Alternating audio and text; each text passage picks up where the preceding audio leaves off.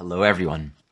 So it's been a while since I've made a video here, and I think the topic for today is really appropriate because I'm going to tune into Mars in Virgo squaring the nodal axis. So right now Mars is moving to an exact square to the nodes. We also have Venus in Virgo moving towards an exact opposition with Neptune. So there's a lot going on with Mars and Venus. I just want to share some reflections. The reason why it's appropriate to be speaking now after a good month and a half of absence from videos is Mars in Virgo, in some sense, speaks to that reconnecting to purpose. Whenever we're working with Virgo, there's a humbling that comes in starting over again, in returning our attention to doing the work that is in front of us. And I think one of the important teachings with this square that I'll delve into in a moment is no matter what's happening in life, no matter what's unfolding, and we know this life journey brings so many trials, so many periods where there is genuine difficulty. I think anyone here, in virtue of being here, is going to face unconscious content. And there's no one that is exempt from experiencing fear. And a part of the teaching of Virgo in general is there is work to do. And a positive, optimistic mindset is to come back to, we can orient to all of our life experience from that place where Virgo, we can allow ourselves to fall into chaos. And Virgo corresponds to the energy of crisis and the psychology of crisis, where we internally feel so far, so lost, that we begin to neglect the beauty of dedicating our life to the sacred and to what's most important. Because what happens in that state is we become so fixed on condition or on certainty of mind, certainty of condition, that we feel that we don't have cause or don't have reason to show up and do our best. And when we put Mars in there, it really does speak to the return of a certain level of stamina, a return of energy and will and drive. Mars in Virgo needs to keep busy. The health of our own psyche with Mars in Virgo is to stay in motion, keep going. It's something that I've been finding on my own journey, just through different periods of ups and downs and working through my own soul process. Each time I have made the choice to come back, whether it's sitting for a session or teaching a class, where I really genuinely remember that to show up for anything with holy intention, to show up for anything with the intention to heal and remember, brings clarity and understanding into all aspects of my life. And it's easy to stop showing up, right? It's easy to say, I have no value, I have no worth, I'm not good at it. That's a Virgo thing, to feel like so far away, especially when you bring the nodes in. The issues of inadequacy, hypocrisy, not feeling suitable, not feeling knowledgeable enough with the Gemini-Sag nodal axis. But to actually choose to orient with a clear intention. This is for healing. I'm going to create the container and do my best. It really teaches us that we're not here to be perfect. We're not here to have it all figured out and then we walk down the mountain and we share our gifts to the world. There's something profoundly non-linear to this journey where we are sharing and supporting and giving and serving while also remembering who we are. And there's a simultaneity to it. So let me share the chart of this moment. I'll speak a little bit to these dynamics.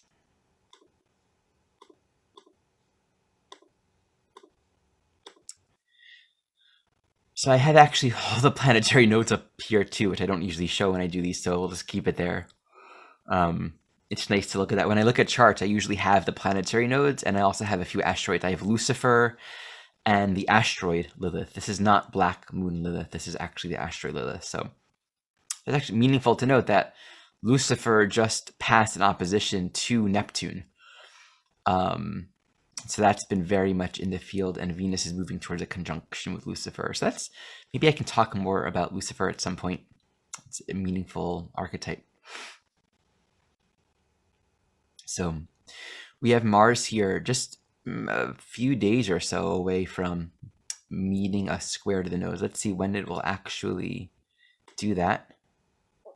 What just happened here? Clock animation. Oh, move it a day.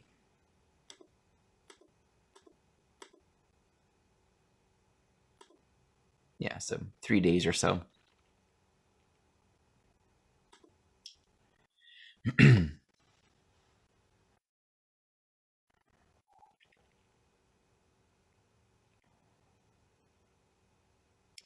So the invitation with Mars and Virgo square in the nodes as it's approaching the exact square is to take the next step. To not become paralyzed or in paralysis by fear. There is a natural buildup of pressure. And what's that pressure? That pressure says there are things to do. And don't worry about understanding it all. Don't worry about controlling the direction and being able to mentally encapsulate all of it right now. Start. And it's a buildup of energy. As it comes to an exact tightening with that square to the nodes over the next few days, it can feel like there's a lot of clarity, a lot of activity. And all we need to do is take it step by step, step by step.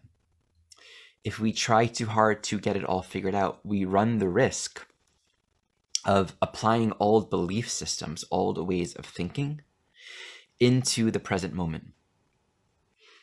And that would thus have the effect of trying to control things according to the parameters of the past, instead of just doing what we can and actually learning, gathering more insight, gathering more information, seeing more layers of truth, more dimensions of reality, more perspective as we go along. Being that we have Juno, that gestation direct, moving to cross the South Node, part of what I feel that speaks to is commitment to living in our truth.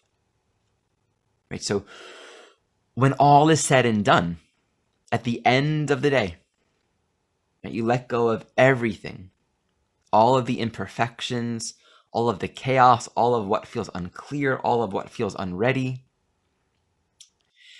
And we have that capacity to touch base with what am I fundamentally committed to? And how can I express that in how I'm choosing to manage my life? How am I using my energy, the routines that I am establishing?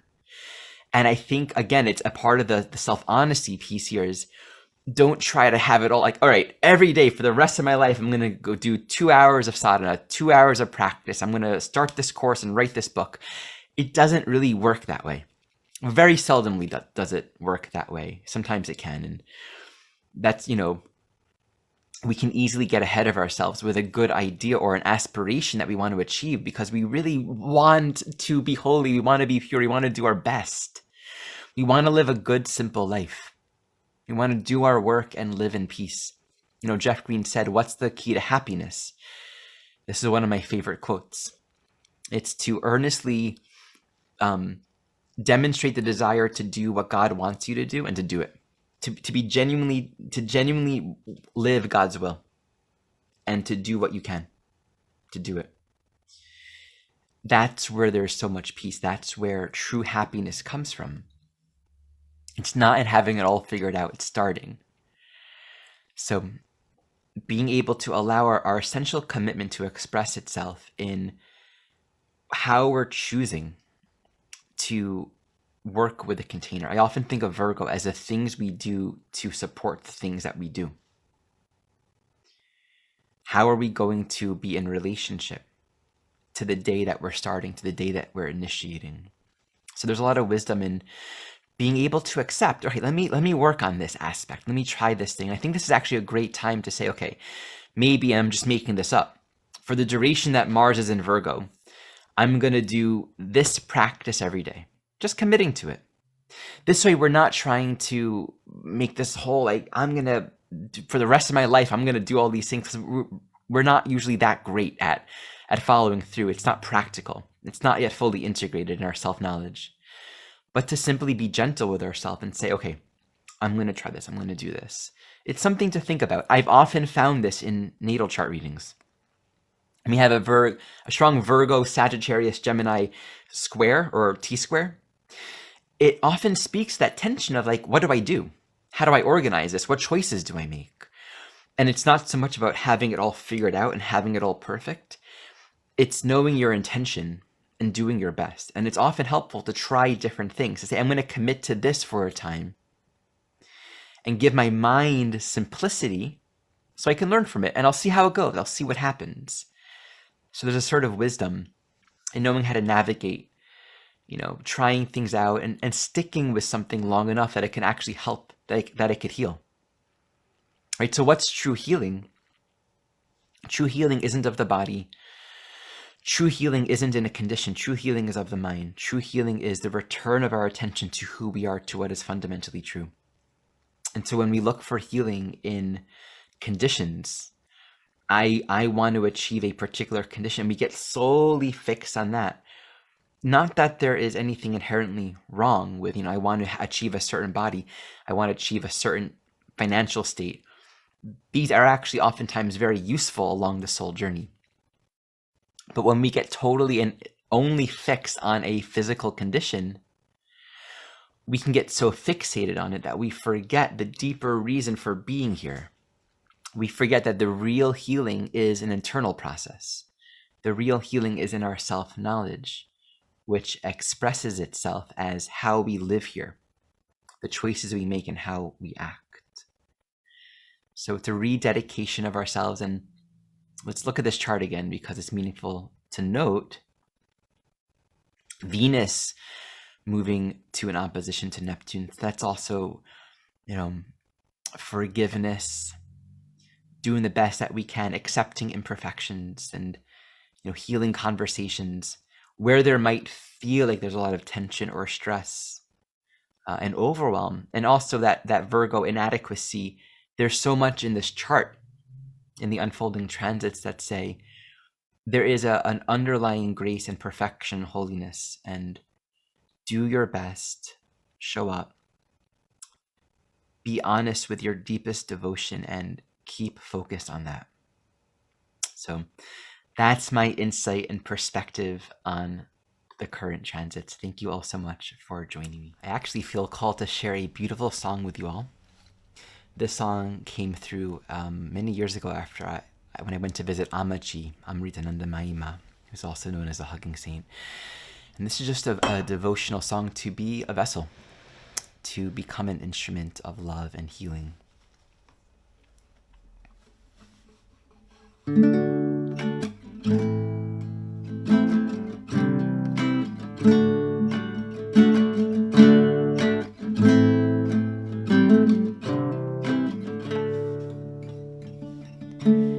Make my body as your own.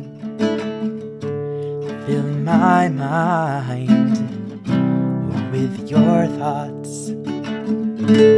Guide my actions with your love, for I am just an extension of your being. I am just an extension of your being.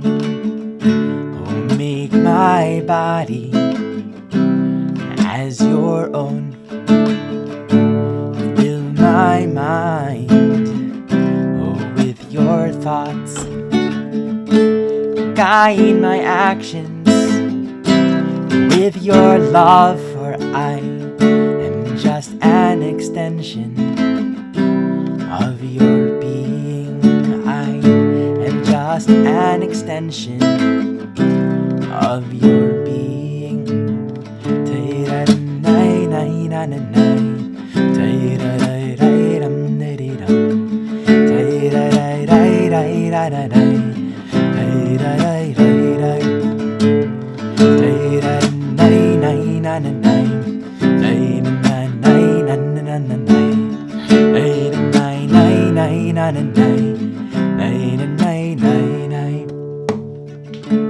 Purify me in your flames of compassion, the heat of love, for I am strengthened, and I awaken in my essence. Oh, as I am, purify me, oh, in your flames of compassion, the heat of love.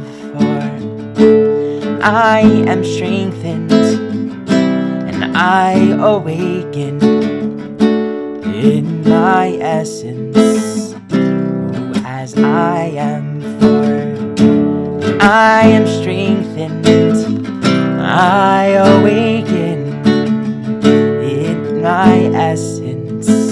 Oh, as I am.